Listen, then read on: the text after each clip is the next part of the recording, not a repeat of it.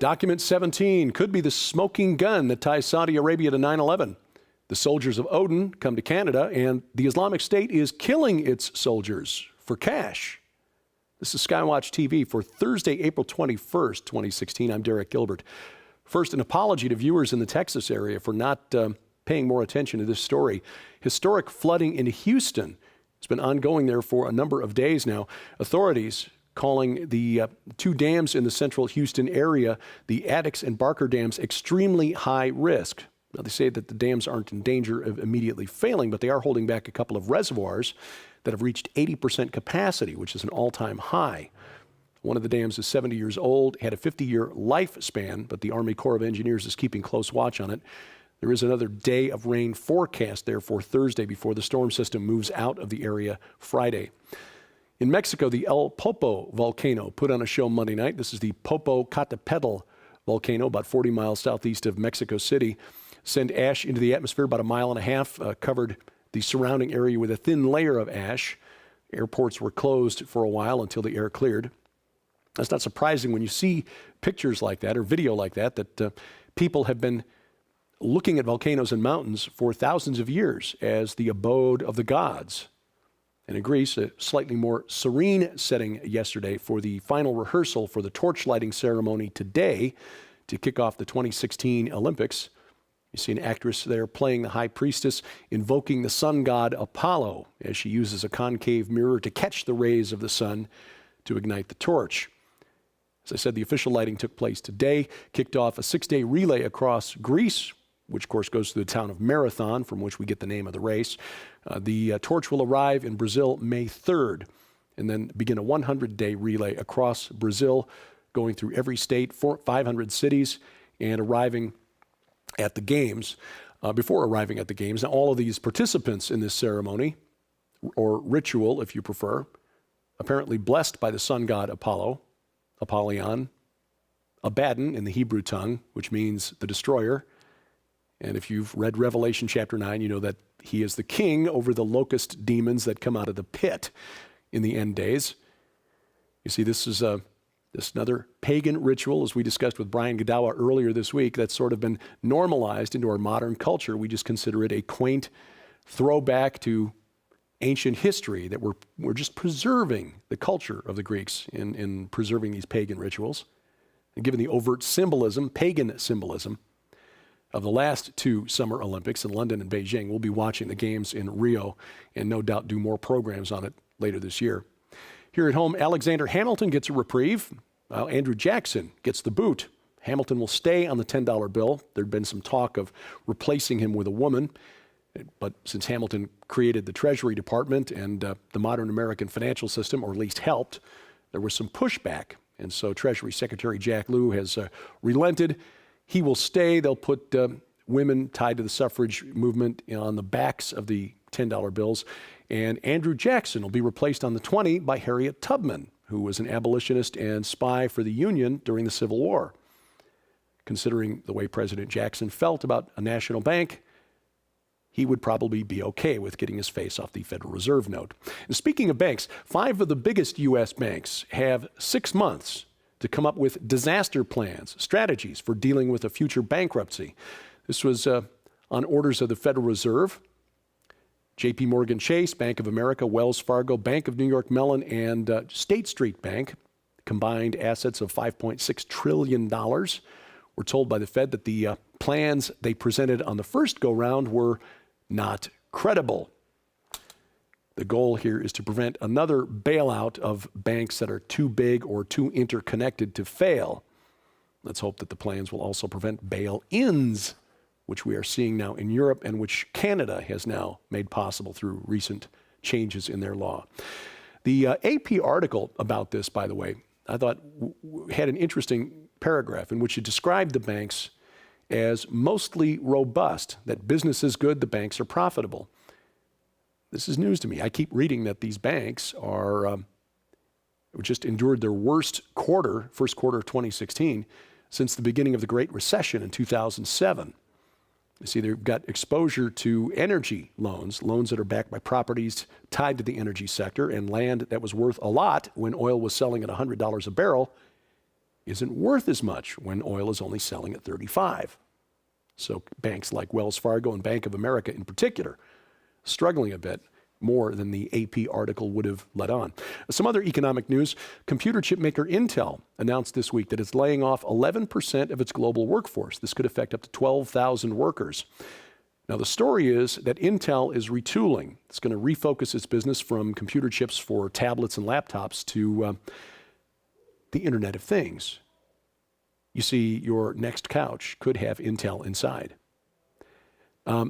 Interestingly, though, when you dig into this story, over the last 3 years, Intel has filed more than 6,000 labor condition applications for H-1B guest worker visas and more than 4,000 labor certifications for green cards. So isn't it interesting how the number of foreign workers brought in by Intel almost matches exactly the number of people they're laying off?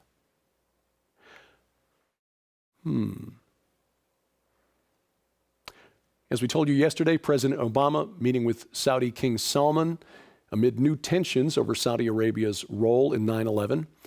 Earlier this week, it was revealed that something called Document 17, which was included in a report written for the FBI in 2003, quietly declassified by the government last July, but only discovered by an activist earlier this week.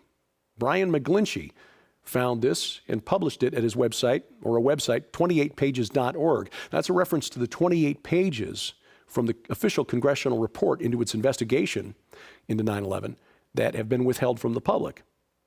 They're available to members of Congress under lock and key, a special room down in the basement of the Capitol building. One congressman from Tennessee said that he had to stop, while reading these 28 pages, had to stop every few pages to reset his understanding of history. Well, in a nutshell, Document 17 describes one Ghassan el-Sharbi. He's a Saudi national who took flying lessons with some of the 9/11 hijackers in Arizona. He was arrested in Pakistan in 2002 after going to work for al-Qaeda as a bomb maker. Had with him at the time his U.S. flight certificate inside an envelope from the Saudi embassy in Washington, D.C. Now, this again points to the big question that was asked by investigative journalist Paul Sperry in the report published this past Sunday in the New York Post.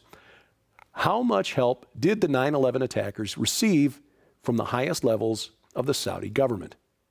To which we add this question: since U.S. investigators and their superiors apparently knew about this in 2003, which is when Document 17 was written for the FBI, why has this been covered up by members of both major political parties here in the United States? Why has the government actively protected Saudi officials, especially in the immediate aftermath of 9/11? Now, as Christians, I know these are rhetorical questions. The love of money, yeah, it's the root of all kinds of evil. And we see it on display once again. President Obama has said he will veto a bill currently in Congress that would remove diplomatic immunity from foreign governments that are found to be culpable for acts of terror on American soil. And now the co-sponsor of the bill, Senator Lindsey Graham, Republican from South Carolina, has put a hold on this legislation. He said he doesn't want to do anything that would come back to bite the U.S. We told you earlier this year about the Soldiers of Odin, a group in Finland that's also spread to Norway. They patrol streets there to try to keep people safe, or at least this is their stated goal, keep people safe from immigrants brought in from Middle Eastern nations. Apparently, the Soldiers of Odin has begun to form cells in Canada. Reportedly, new chapters springing up in Quebec, Alberta, Saskatchewan, Manitoba, New Brunswick, Ontario, and British Columbia. Now, we certainly don't condone a group that names itself for a pagan deity. We also believe that unrestricted immigration of Muslims is unwise, especially from parts of the world where checking their backgrounds is difficult, if not impossible. In my view, this is just part of an ongoing strategy by globalists to keep us divided, fighting one another, too busy to pay close attention to what they're doing behind the scenes. Here in the U.S., the state of Tennessee has announced it's going to file a lawsuit against the federal government for its refugee resettlement program. The suit will be based on 10th Amendment grounds. The 10th Amendment states, and I quote, the powers not delegated to the United States by the Constitution, nor prohibited to it by the states, are reserved to the states, respectively, or to the people, end quote. In other words, the Constitution doesn't give the federal government the right to resettle refugees inside the several states. Tennessee is one of 12 states that has withdrawn, or have withdrawn, I should say, from a program created by the federal government without a congressional vote, I might add, to hand over resettlement of refugees to voluntary agencies. Now, this program has become very lucrative for some of these voluntary agencies, many of which are tied to Christian organizations: Lutheran Immigration and Refugee Service, Catholic Charities, World Relief Corporation, Church World Service, just to name a few. The State Department, through the Office of Refugee Resettlement, handed out $1 billion in 2014 to these volunteer organizations to resettle over 100,000 refugees in all 50 states and the District of Columbia. These people were vetted not by the FBI or the Department of Homeland Security, but by the United Nations High Commission on International Refugees. In spite of warnings from the FBI and Homeland Security that there are no databases to perform background checks on immigrants from places like Syria. We'll see what happens with this lawsuit. One bit of, I suppose you could call this good news, but it is kind of gruesome and disturbing if this is an accurate report. The recent focus on attacking the Islamic State's funding mechanisms, its black market oil trade and its stashes of cash, has put a squeeze on their finances, so much so that the Islamic State is reportedly killing its injured soldiers and then selling their organs on the black market to raise money. And while this is indeed inhumane and gruesome, I remind you that China does this with its political prisoners as well. SkyWatch TV, we try to provide programming that you don't find anywhere else in Christian media, and we're expanding our outreach. We can only do so much in 28 minutes per week on our network television affiliates, which is why we use the SkyWatch TV channel on Roku and on YouTube to provide web-only exclusives.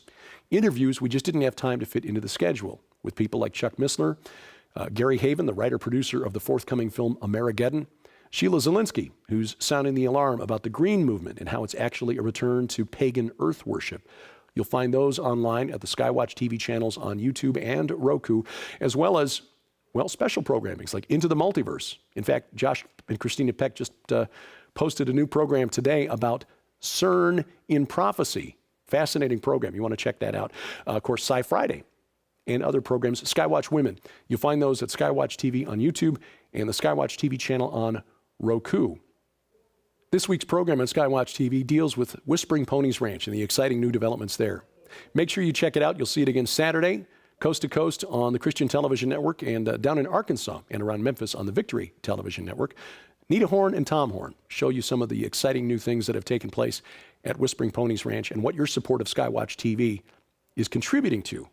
For a complete listing of dates and times and places where you can watch SkyWatch TV, log on to skywatchtv.com and then look at the top menu bar where it says channel listing. Of course, we also have a more portable option, the audio-only option, the SkyWatch TV podcast. And I'll say again that we moved it this week to Blog Talk Radio, which simplifies our workflow, but complicates things for you a little bit if you've been a subscriber. And we apologize for the inconvenience, but you will need to change the information by which you subscribe, whether it's through iTunes, the podcast app on your iPhone or iPod Touch, or some other means. We've got instructions posted at the SkyWatch TV podcast page, and you'll find that link also in the top menu bar at skywatchtv.com. Please remember that we're drawing close to the Rocky Mountain International Prophecy Conference, and if you won't be there in person, you can bring us to you through the live streaming video. Every speaker will be featured at least once, and all of the presentations will be archived online for 45 days afterward, so you can watch at your convenience or bring friends over. Have a prophecy conference watching party.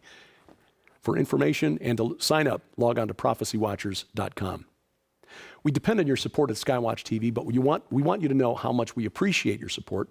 During the month of April, our thank you for your gift of $20 or more is an Amazing Grace glass block paperweight, something to decorate your desk, remind you of the magnificent love and mercy of our Lord and Savior Jesus Christ. And the audiobook version of Tom and Nita Horn's supernatural thriller, The Ahriman Gate. That's our gift to you for your support of $20 or more during April. Log on to skywatchtv.com/donate. And of course, you can help us with a click of your mouse finger. Click like, share, or subscribe at these places on the internet. And if you want to find out what I'm doing on the webs, they're here. My email address, dgilbert@skywatchtv.com. Tomorrow, I get to talk to my favorite person in the world. Sci Friday with Sharon K. Gilbert. Until then, thank you for watching as we keep watch. I'm Derek Gilbert, and this is SkyWatch TV. Save nearly half off the cover price when you subscribe now to the brand new SkyWatch TV magazine. For a limited time from April 24th through June 24th, 60 days only, a 5-year subscription to SkyWatch TV magazine is just $99. That's more than $75 off the cover price, which is like getting 2 years for free. Exclusive content, articles on prophecy, discovery, and the supernatural from Tom Horn, Chris Putnam, Josh Peck, science updates from Sharon K. Gilbert, geopolitics from yours truly, and guest writers like Pulitzer Prize-nominated journalist Troy Anderson, renowned Bible scholar Dr. Michael Heiser, Pentagon advisor Lieutenant Colonel Bob McGinnis, and more. But there is more. As an early subscriber, you'll be the first to get this new book from Defender Publishing. I predict what 12 global experts believe you'll see by 2025. This is a $20 value and includes best-selling authors like Joel Richardson, Mark Biltz, Carl Gallups, Tom Horn, Paul McGuire, and more. Find out what they think about the coming war between ISIS and the Vatican, the future of the Temple Mount and the Ark of the Covenant, a worldwide manifestation of angels, and the coming age of human hybrids. And we'll also add this DVD, The Best of SkyWatch TV 2015, a $25 value, including our most compelling interviews from last year, including Chuck Missler, Steve Quayle, the discussion of the Georgia Guidestones with Chris Pinto, and more. All of this together worth more than $200, yours now for just $99, but only through June 24th. Subscribe now, SkyWatch TV magazine. Call the number on your screen or log on to skywatchtvstore.com.